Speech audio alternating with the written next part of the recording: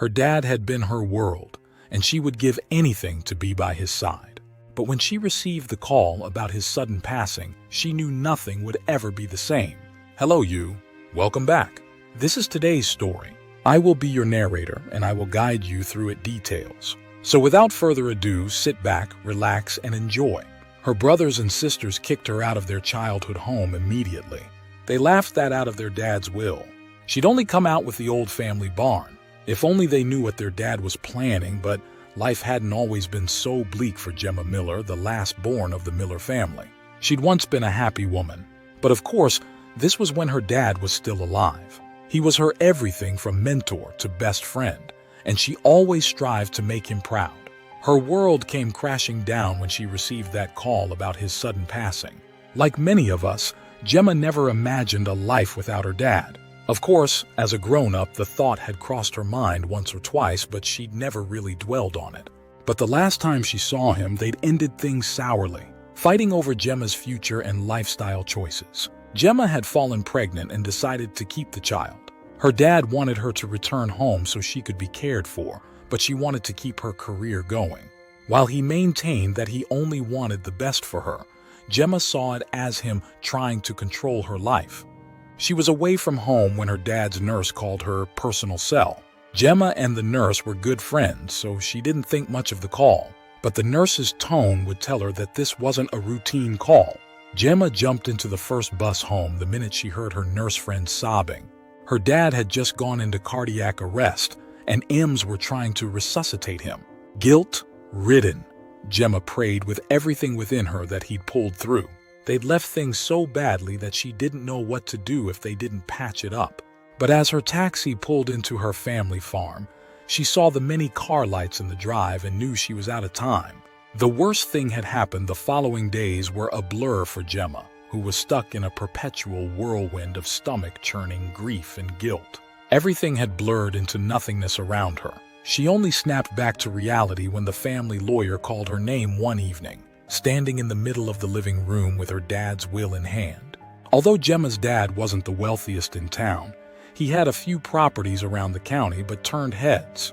His lawyer read his will solemnly, dividing up the properties among Gemma and her 3 siblings. She thought she'd get something of value from everything.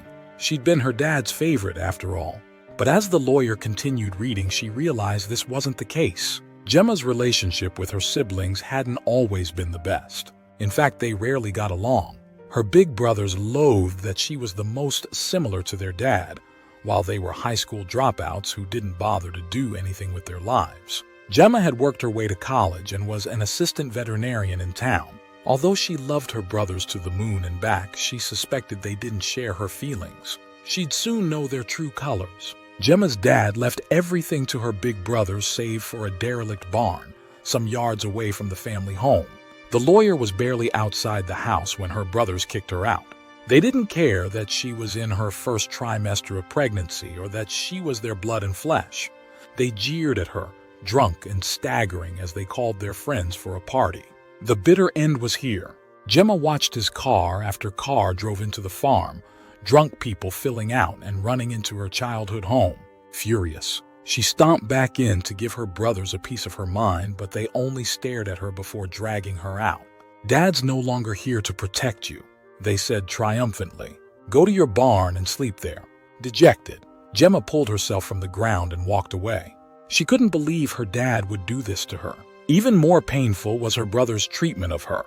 She never understood why their hate burnt so brightly. With tears streaming down her face, she fished out her phone to call a taxi. It seemed this was no longer home. But then her sight landed on the barely standing barn. Gemma approached the building with fury and pain churning within her. She kicked at its walls and pummeled its rotten walls. Why would her family do this to her? Wasn't she cut from the same cloth as them? She was still assaulting the building when she heard a voice behind her. The man would make her rethink her dad's will. "I could take it off your hands." "You know," the voice went. Gemma swung around, finding a rotten teeth man smiling behind her. "The old man never really liked it," he continued. "He never liked you either."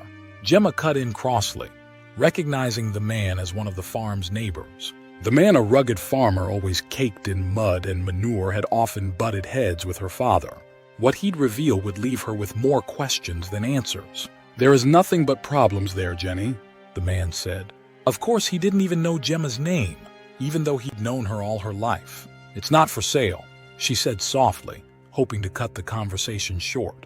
"I wish to grieve in peace, Mr. Halsey," she said, but his words were already boring into her mind. "What did you mean nothing but problems?" The man only laughed and offered to buy the barn again.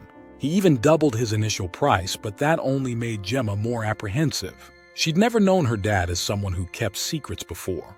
But Mr. Halsey's words had piqued her interest. "If you'll excuse me," she said. The man tried to protest, but she glared at him until he walked away. Gemma would find exactly what he was talking about. Gemma pushed the barn's door open and stepped in. Beers was heavy with dust and the stench of manure. She coughed, squinting so her eyes could adapt the dark environment. Her sight took in everything: rotten floorboards and walls, rusted railings, and a tractor Gemma had never seen running. At first glance, the place looked like any other abandoned barn, but Gemma felt like there was something more than what met the eye. Soon, her pain was replaced with a burning curiosity to explore the dusty place. She turned on her phone's flashlight, began weaving through old farm tools. Gemma was in the milk house, a favorite of her dad's when she was younger. When she noticed something tucked into the wall, her brows furrowed as she approached. Gemma reached for the item, a folded paper carefully wedged into the rotting wooden planes. Outside, her brother's party was raging on. They laughed at her barn, praising their dad for leaving them all his fortune while she got practically nothing. Gemma wiped tears as she opened the paper. She had no idea that her life was about to change. The paper was a note written in her dad's name. It seemed old, which didn't make sense to her. He expressed his undying love for her and her brothers, saying they meant the world to him. But that was only the beginning. The letter expressed the old man's fear of Gemma's brothers falling into bad habits when he was gone. He asked Gemma to build a life for herself, knowing she was more than capable. But at the foot of the note, there was a section about a hidden cellar door in one of the barn stalls. He had unlocked it and wanted Gemma to explore, saying he'd hidden a cupcake for her to find. Gemma's back shot straight. She remembered her younger days. Her dad had always hidden cupcakes for her in the house, asking her to root them out if she could. 9 out of 10 times, the cupcakes weren't pastries, but items such as storybooks and kids' novels. The word had been their code word for treasure. Gemma wasted no second. She turned on her heels, racing for the barn's furthest stall. After a few minutes of searching, Gemma found the cellar door hidden under piles of dry hay and straw. The hinges were rusted and the door handle was covered in gunk, but Gemma didn't care. She pulled the door open with both hands, nearly screaming as she employed all the energy in her body. She shone her light into the darkness that greeted her. Her eyes broadened at what she saw. A corridor was stretched into the darkness before Gemma. She looked at her dad's note, wondering if she could honor his wish. A dry lump of air forced its way down her throat. Could she do this? The noises outside her abdomen, the merrymakers making fun of Gemma and her bad luck. That alone gave her the courage she needed to see this through. She took a first step down the staircase, shining her light all over. Cobwebs caught against her face and hair as she waved them out of her way. From the looks of things, it had been a long time since anyone had been down here. Gemma realized that unlike the barn above, which her dad erected out of wood, this place was concrete and stone. The walls were white, although layered with dust. Her survival instinct yelled for her to turn back, get her brothers or sell the barn to Mr. Halsey. But she couldn't stop now. The aspiring veterinarian went down the corridor, studying all she could. It was clear that this place had been sealed for a while, given how dusty it was, and that her brothers didn't know about it. Regardless of how old it was, Gemma continued exploring. She didn't expect to find much down here, but the premise of a treasure hidden somewhere made her heart beat faster. If only she knew the secrets that her late dad had kept from her, and her siblings. After 10 minutes of walking, Gemma made it to a room at the end of the corridor. The place was just as dry as the corridor, although it looked like a bank vault. But what it contained is what robbed Gemma of all her words. She stared at her find, suddenly frozen in place. Her lungs constricted and her mouth ran dry. How could her dad hide such things from his family?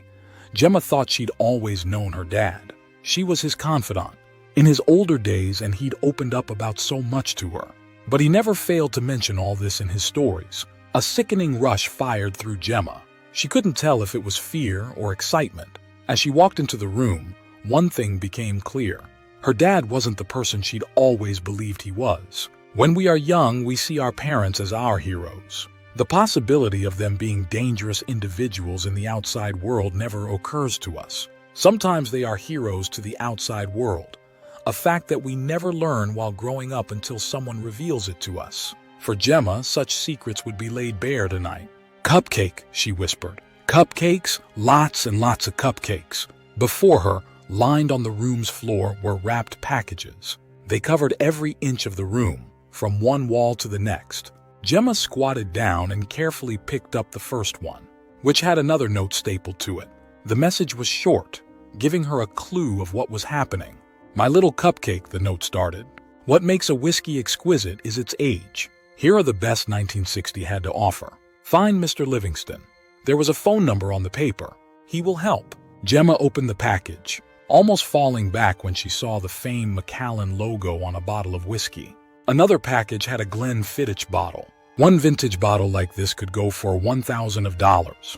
Gemma couldn't even count the number of packages. Before her, she slid to the floor, her head falling in her hands.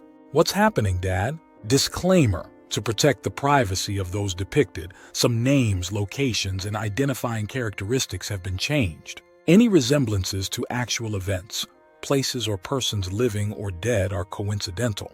Now tell us in the comments, what would you do if you were in Jama place?